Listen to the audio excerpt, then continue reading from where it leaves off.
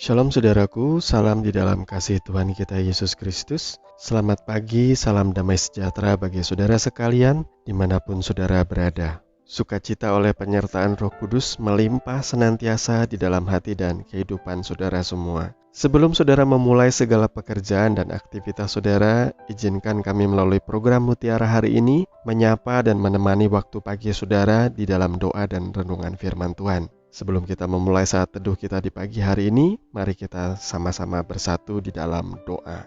Bapa Surgawi, Bapa yang kami kenal di dalam nama Tuhan Yesus Kristus, Bapa yang baik yang penuh dengan kasih setia, kami mengucap syukur untuk hari ini Tuhan, kami ada semata oleh karena anugerah-Mu.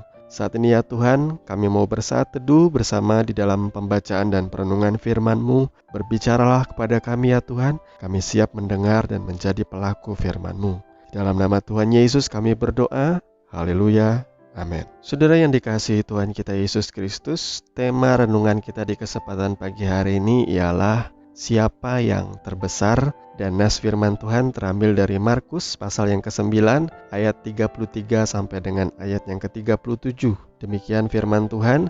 Kemudian tibalah Yesus dan murid-muridnya di Kapernaum. Ketika Yesus sudah di rumah, Ia bertanya kepada murid-muridnya, "Apa yang kamu perbincangkan tadi di tengah jalan?" Tetapi mereka diam, sebab di tengah jalan tadi mereka mempertengkarkan siapa yang terbesar di antara mereka. Lalu Yesus duduk dan memanggil ke-12 murid itu, katanya kepada mereka, "Jika seseorang ingin menjadi yang terdahulu, hendaklah ia menjadi yang terakhir dari semuanya dan pelayan dari semuanya." Maka Yesus mengambil seorang anak kecil dan menempatkannya di tengah-tengah mereka. Kemudian ia memeluk anak itu dan berkata kepada mereka, "Barang siapa menyambut seorang anak seperti ini dalam namaku, ia menyambut aku. Dan barang siapa menyambut aku, bukan aku yang disambutnya, tetapi dia yang mengutus aku." Amin. Tahukah saudara bahwa persoalan siapa yang terbesar itu bukan hanya menjadi keributan dan pertengkaran bagi para murid Kristus pada waktu itu saja, tetapi sampai hari ini, para hamba-hamba Tuhan, pelayan Tuhan, bahkan pastor atau pendeta juga saling berlomba-lomba membuktikan bahwa mereka yang terbesar, yang paling terbesar, yang paling terbenar di hadapan Tuhan itu seolah-olah bisa dibuktikan dengan jumlah gereja atau gereja cabang yang banyak, jemaat yang banyak, aset yang banyak, harta benda dan kemewahan untuk membuktikan bahwa ini aku, hamba Tuhan yang paling benar, yang paling diberkati, yang paling berkenan. Di sosial media, di konten-konten channel YouTube juga tidak sedikit ada hamba Tuhan A menyerang hamba Tuhan B, dan sebaliknya, saling menggugat bahwa ajaranmu salah, ajaranku paling benar. Jemaat juga saling ribut membela pendeta-pendeta atau pastor panutannya. Ketika pendetanya diserang, mereka akan berbalik untuk menyerang. Mereka berkata bahwa pendetaku, gembalaku yang paling benar. Dan itu bisa dibuktikan jemaat kami lebih banyak, lebih diberkati pendeta kami. Kita memang harus kembali kepada ayat firman Tuhan di dalam Markus 9 yang sudah kita baca tadi, bahwa Yesus memberikan jawaban yang sangat menohok. Ia berkata, jika seseorang ingin menjadi yang terdahulu, hendaklah ia menjadi yang terakhir dari semuanya dan pelayan dari semuanya. Yesus lalu mengambil seorang anak kecil dan menempatkannya di tengah-tengah mereka. Kemudian ia memeluk anak itu dan berkata, "Barang siapa menyambut seorang anak seperti ini dalam namaku, ia menyambut aku. Dan barang siapa menyambut aku, ia menyambut dia yang mengutus aku." Jadi jawaban Yesus ini justru berbanding terbalik dengan konsep dan pandangan orang selama ini. Banyak orang salah menerjemahkan kebenaran firman Tuhan. Sebagaimana juga para imam-imam di zamannya Yesus banyak salah menginterpretasikan makna dari hukum Taurat. Mereka justru melihat perkara-perkara lahiriah semata. Sementara Yesus menekankan kepada perkara-perkara batiniah atau rohani yang ada di dalam.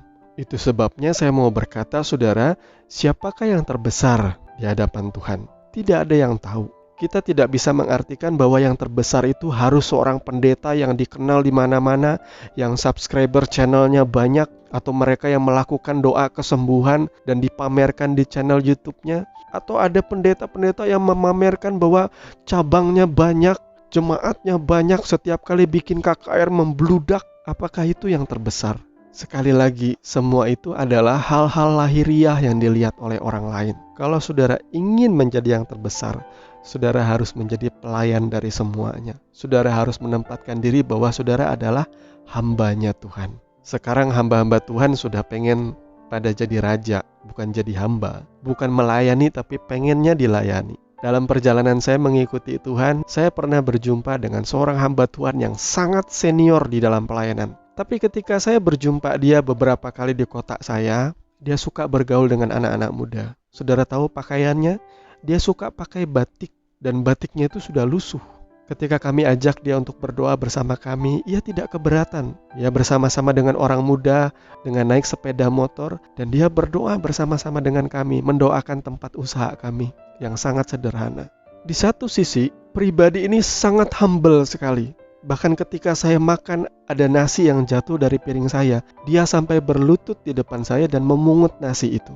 Saya sampai gemetar, dan terus terang ini orang humble sekali. Ia sangat rendah hati sekali, dan saya tahu dia tidak sedang gimmick atau berpura-pura. Sementara saya ada mengenal seorang yang mengatakan dirinya hamba Tuhan. Dia berkunjung ke kota kami, dan tahukah saudara, dia memiliki begitu banyak syarat. Dia minta harus tinggal di hotel minimal bintang 3 atau bintang 5. Diminta fasilitas A, B, C, D, E, dan lain sebagainya. Dan ada begitu banyak permintaan-permintaan yang bagi kami, minta maaf, sangat rewel sekali sebagai seorang hamba Tuhan. Dan yang seperti itu sudah biasa. Kalau saudara mau ngundang pendeta besar, pendeta kaya, mereka akan kirim email dulu sama saudara. Persyaratannya nih A, B, C, D, E, F, G. Hati saya itu kadang miris. Seorang hamba Tuhan tapi tidak punya hati melayani. Pengennya dilayani. Ingatlah saudara, seharusnya tidak boleh kita memandang rendah orang lain. Dan jangan juga menganggap diri kita paling benar, sementara orang lain itu salah. Dan Yesus sangat menegur orang-orang yang menganggap dirinya paling benar, paling besar, dan yang sekaligus merendahkan orang lain. Sebagaimana di dalam Lukas pasal 18 ayat 9-14 berkata, dan kepada beberapa orang yang menganggap dirinya benar dan memandang rendah semua orang lain, Yesus mengatakan perumpamaan ini. Ada 2 orang pergi ke bait Allah untuk berdoa. Yang seorang adalah Farisi dan yang lain pemungut cukai. Orang Farisi itu berdiri dan berdoa dalam hatinya begini, ya Allah, aku mengucap syukur kepadamu karena aku tidak sama seperti semua orang lain. Bukan perampok, bukan orang lalim, bukan pezina, dan juga bukan seperti pemungut cukai ini. Aku berpuasa 2 kali seminggu. Aku memberikan 1/10 dari segala penghasilanku. Tetapi pemungut cukai itu berdiri jauh-jauh. Bahkan ia tidak berani menengadah ke langit, melainkan ia memukul diri dan berkata, ya Allah, kasihanilah aku orang berdosa ini. Aku berkata kepadamu, orang ini pulang ke rumahnya sebagai orang yang dibenarkan Allah, dan orang lain itu tidak, sebab barang siapa meninggikan diri, ia akan direndahkan, dan barang siapa merendahkan diri, ia akan ditinggikan. Tuhan Yesus memberkati. Mari kita berdoa. Bapa Surgawi, di dalam nama Tuhan Yesus Kristus, kami mengucap syukur kepadamu Tuhan, atas bimbingan kuasa Roh Kudus yang mengajar dan memimpin kami, sehingga kami boleh memahami bahwa kami ini sama di hadapan-Mu Tuhan. Kami berharga, kami mulia, dan Engkau begitu mengasihi hidup kami. Kami serahkan segala doa dan kerinduan kami hanya di dalam tangan-Mu dengan penuh ucapan syukur. Di dalam nama Tuhan Yesus Kristus kami berdoa. Haleluya. Amin.